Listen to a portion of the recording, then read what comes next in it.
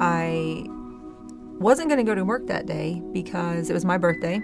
So I thought, well, I'll take him to daycare for a couple of hours, and I'll go get him and we'll go home. We worked together in the same building, and I was upstairs. I was in my office about to cut the cake when our building shook. We heard the explosion.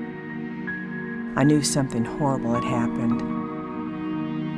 We were just kind of, with everyone else, just confused and scared and helpless.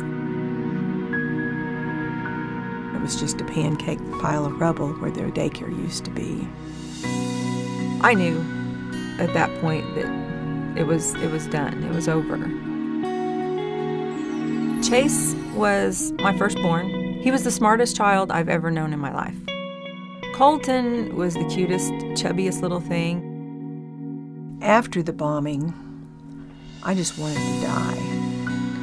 I couldn't fathom that this pain was ever going to go away.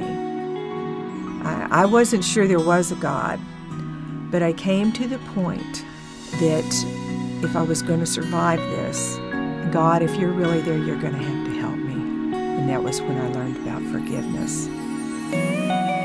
I chose forgiveness over hatred because it's much easier to be kind and to forgive people than it is to carry hatred around. Harboring hatred and vengeance and bitterness is like drinking poison and expecting the enemy to die.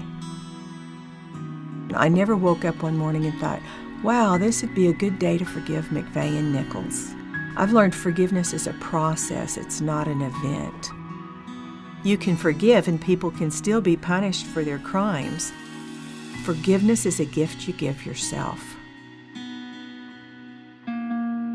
It's been 20 years later, and we can look back and laugh and joke and talk about the kids without crying. It was a privilege and a blessing to have been their mother, but I wouldn't have the kids that I have now had the bombing not happened, because I wasn't going to have any more children. When I married my daughter's father, I went to school for equine dentistry. Come here, Mama. That's what I've been doing for the past several years, is working with horses every day.